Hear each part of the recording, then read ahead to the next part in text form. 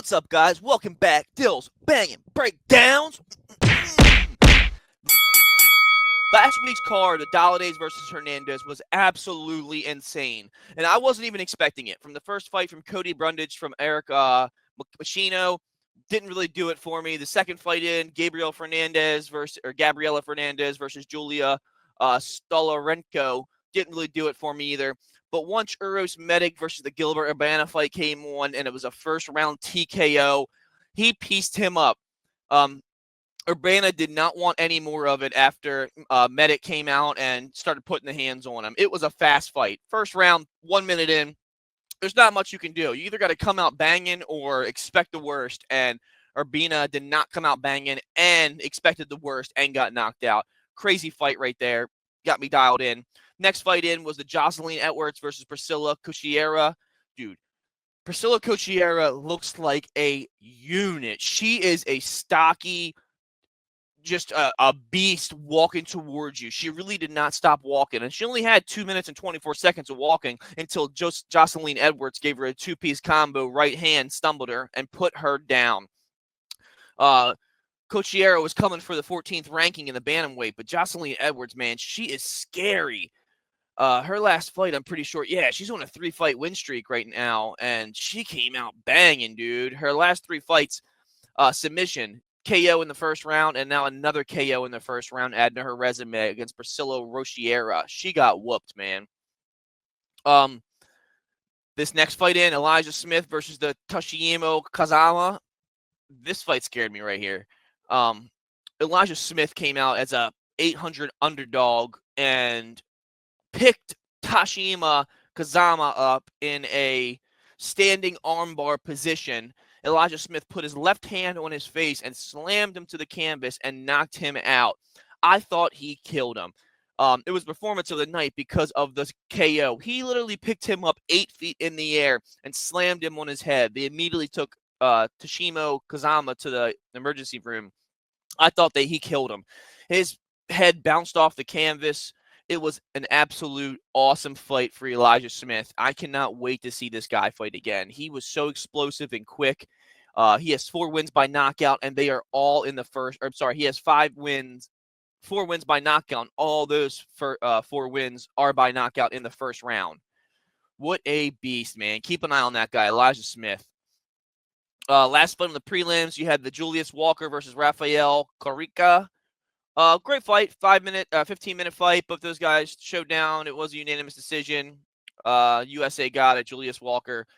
But, man, the fight before that, I was still yelling from that one. First fight on the main card, Eric Andres versus Christian Leroy Duncan. CLD, he comes to get stuff done, and he did. First round knockout. He's a monster, dude. This guy right here, Christian Leroy Duncan, 9 wins by knockout, 5 in the first round, 1 by submission. He's on a 2-fight win streak. He's going to keep moving up. That guy is a monster, dude. He's just ready to win, ready to scrap. Pretty active, too. Great fight to start the main card out. Miles Johns versus Gene Matsumoto. That guy was super quick, man. The Gene guy, he came out. Dude, them guys' hands were lightning. It was a bantamweight fight. Miles Johns, he's a pretty good fighter as it is. It did go the distance, split decision. Gene Matsumoto got it. Great fight, though. Wow. Andre Fili versus Christian Rodriguez. Andre Fili looked like a seasoned veteran in this fight.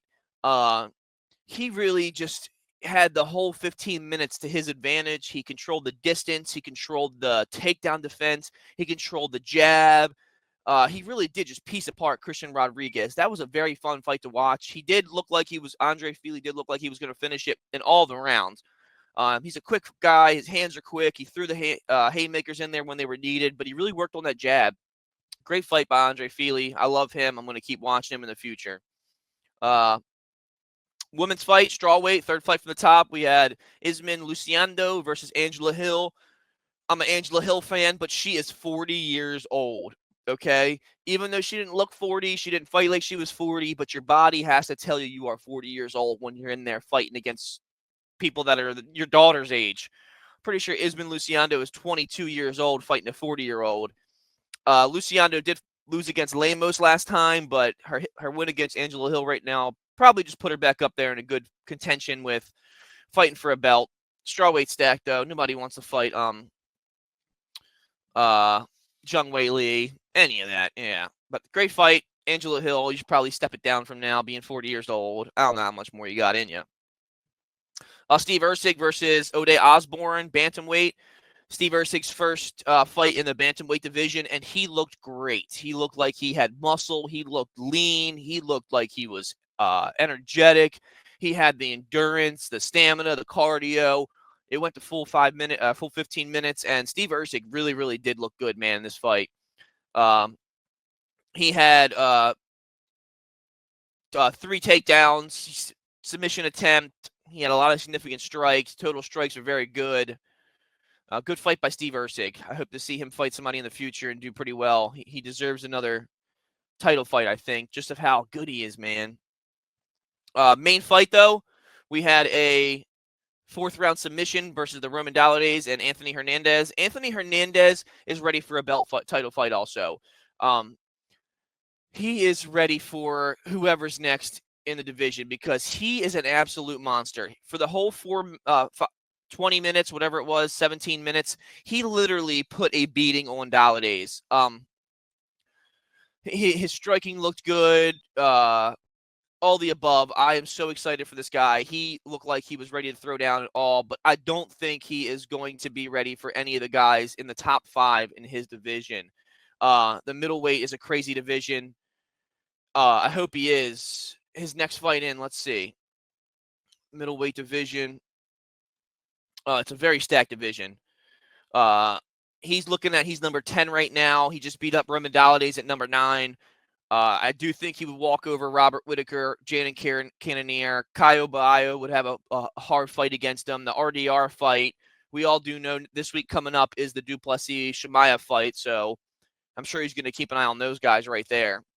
But what a great fight, man. That guy looked so good. I was a fan of that fight. Just what a good way to end the evening on a fight night. Big fan of that. But next week, though, I'm going to be even a bigger fan of this Duplessis-Chimaev card. And holy crap, guys. We got Aaron Pico's first fight in the UFC against Lerone Murphy. We got Carlos Pratas fighting nerd with Jeff Neal. Jared Cannonier, MVP. Tim Elliott versus Kaya Asakura. Dude, you got the prelims. Karine Silva, number 11, versus J.J. Aldrich to start the whole entire night out right there. That is going to be a banging fight. And to follow that fight up, we got one of my favorite fighters in the UFC, unranked middleweight right here, Brian Battle versus Nursultan Ruzabiov. All I know is that's going to be a crazy fight. Next fight in on the prelims, we're going to have Edson Barboza versus Drakkar Klose. I'm a big fan of Edson Barboza. He has some crazy spinning heel knockout kicks and spinning wheel kicks in general. I saw him fight personally. Big fight of Edson Barboza. He's a unit, lightweight division stacked. Big fan of that. Prelims. Dude, my guy Chase Hooper is starting off with Alexander Hernandez. Chase Hooper is a well-rounded 22-year-old kid. 4 wins by knockout, 8 wins by submission, 6 in the first round. He's on a 5-fight win streak coming in this. He beat up Clay Guida. He's beat up Jim Miller. He's beat up Borshev. Chase Hooper is a monster, and I'm a big fan of him. Keep an eye out. Wow. Prelims, you got Jessica Andrade versus Lupe Godinez. Dude, Jessica Andrade was just fighting for the belt a couple months ago, and now she's on the prelims, fight number 11, Lupe Godinez. Jessica Andrade is a monster, a Brazilian beast, man, but Lupe Godinez is a monster. She's a robot. She just pushes forward and does not give up. That's the women's strawweight fight, number 5 versus number 11 on the prelims. Wow, guys, that's going to be a banger. Next fight in, Gerald Meerschaert versus McCall Olasunjiku. Once somebody says his name on Saturday night, I'll pronounce it properly, but that's a crazy last name. But Gerald Meerschaert, we are all a fan of him, man. That guy comes to fight. He's on a 4-fight win streak, and he's trying to stay in that win column. 6 wins by knockout, 29 wins by submission, and 15 first-round finishes. Holy hell. He's holding a record of 37-19-0. Wow, I got Gerald Meerschaert taking this in the first round.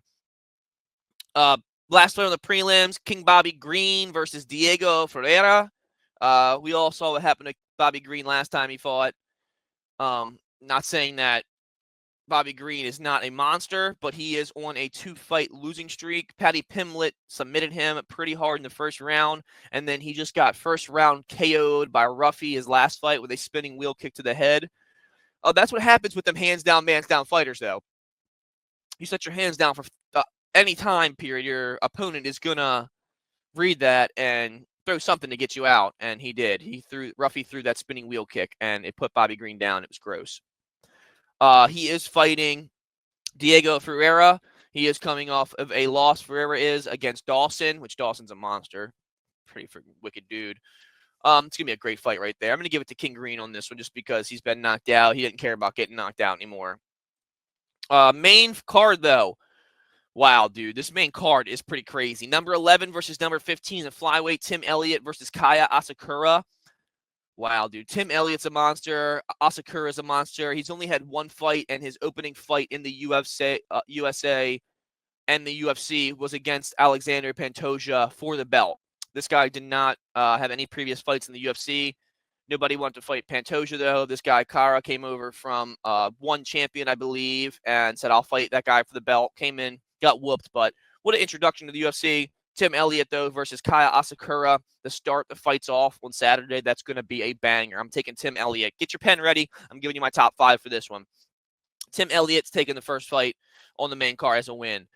Jared Cannonier versus Michael Venom Page. We all know how I feel about Michael Venom Page. I'm not a fan of him. It's a hands-down, man's-down fighter. He's very cocky. He was very cocky until Ian Gary came out and beat him. Still a little cocky, though. Jared Cannonier, a pretty great fighter. I'm a pretty big fan of Jared Cannonier. He doesn't talk too much smack. He comes to fight. He's on a 6-fight win streak right now, or a 5-fight win streak, and he's beat the best of the best. No, I'm sorry. Excuse me. He lost against Kyle Baio last August, but this guy's a monster. He's beat up some of the best. He beat up Sean Strickland. He had a great fight with Izzy back in the day.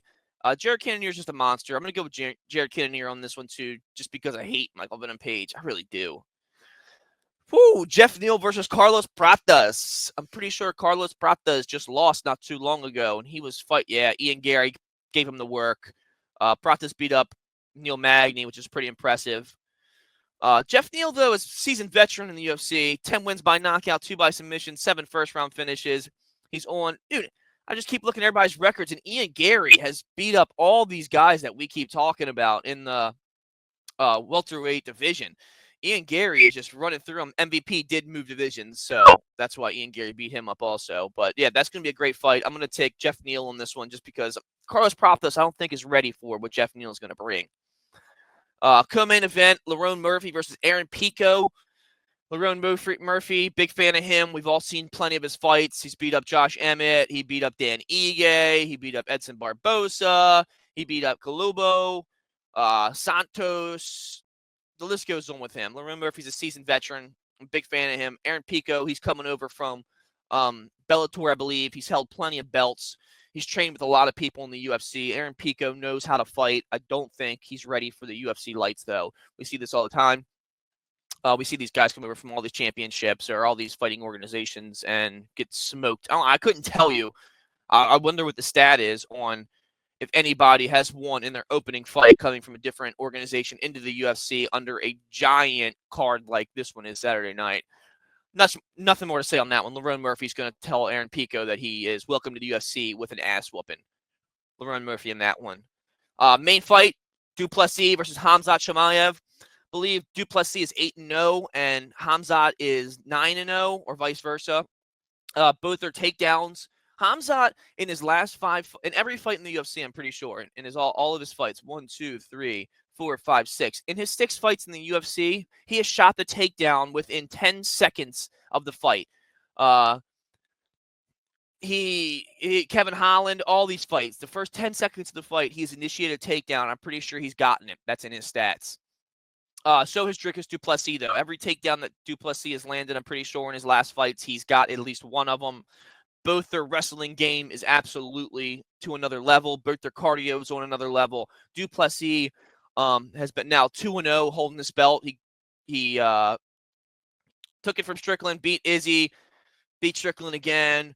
He's beat up Brunson, dude. He beat Darren Till. Dricus du Plessis, everybody counted him out 2 years ago when he was fighting Darren Till or Tavares. People were probably counting him out. He had a broken nose. He really didn't know how to fight that well because of his broken nose was slowing him down. He got surgery, though, and has been on a 7-fight win streak. Du Plessis has become one of my favorite fighters right now in the organization just because of how active he is and how hard he fights. But not to say number 3, Khamzat Chimaev, is not going to come in and try and work him. It's hard to give you a prediction on this one of who I think is going to win because both these guys are just unmatched. But I do think du Plessis is going to win this one. And that's going to be my prediction for this UFC 319 breakdown. Something else sweet that the UFC just announced, though, Dana White is signed a $7.7 million deal with Paramount Plus, a guaranteed $1.1 million, or excuse me, a $7.7 billion deal. That's $1.1 billion a year. We get 50-some fights on Paramount Plus. You are no longer going to need ESPN Plus. You are no longer going to need any of the illegal pirating streams you guys been using. I'm not saying I haven't, but everything that you will need. We're going to get 30 fight nights on Paramount Plus. You are going to get the 21 title fights or numbered pay-per-views, but they're not pay-per-views anymore. So any numbered fight is going to be on Paramount Plus. Yeah, man, that is going to be crazy. And I'm pretty sure they're going to put this Canelo Crawford fight on one of the streaming platforms also. I do see Dana White keep talking about it and how he's saying it's more profitable for just to go to a streaming service and have these streaming services just pay him the money and put it out there. It is actually. I do see this right now. The Canelo and Crawford fight, Saturday, September 13th, for one of the biggest super fights in boxing history, is going to be on Netflix. That is a good one coming up right there. We also have every single embedded episode coming on UFC to get you dialed in for every single fight that's coming up on Saturday night. Du Plessis starts out this embedded by saying that he is going to be one of the undefeated champion in the UFC. Insane. Also, tomorrow night, one of my favorite shows in the UFC is coming back. We have Dana White's Contender Series, Season 9, Week 1, starting tomorrow night.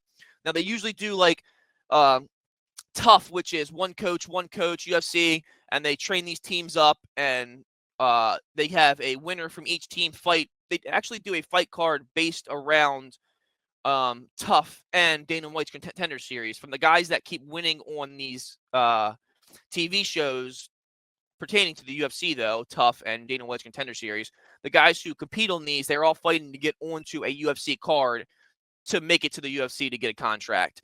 But Dana White's Contender Series, after every couple days, I'm pretty sure, of a fight, Dana White's giving out contract. These guys in the Contender Series, they get their coach may be 2 active people in the UFC, and once the Contender Series is over, those coaches usually fight. I don't know who the coaches are going to be. I believe everything has kind of been a secret tonight. So we will see tonight on this first episode, or excuse me, tomorrow night, the first episode of the Contender Series on what goes down. But that is one of my favorite things, guys. Wow. Tomorrow night, Contender Series. Saturday night, du Plessis versus Khamzat Chimaev. Pay-per-view is going to be on Paramount Plus. Anything else, I'm going to go crazy if something happens in the UFC. I don't know what I'm going to do. I just saw that Tom Aspinall has signed a contract to do his first title defense, heavyweight, UFC. So he said, be ready. He's fighting at this year. There's so much news going on. There's always some news going on. I can never even keep it straight because how much news is going on. But thank you, guys. UFC this Saturday. I can't wait. The Canelo Crawford, all this crazy news. I will catch you guys next week on Dill's Bangin' Breakdowns. Thank you.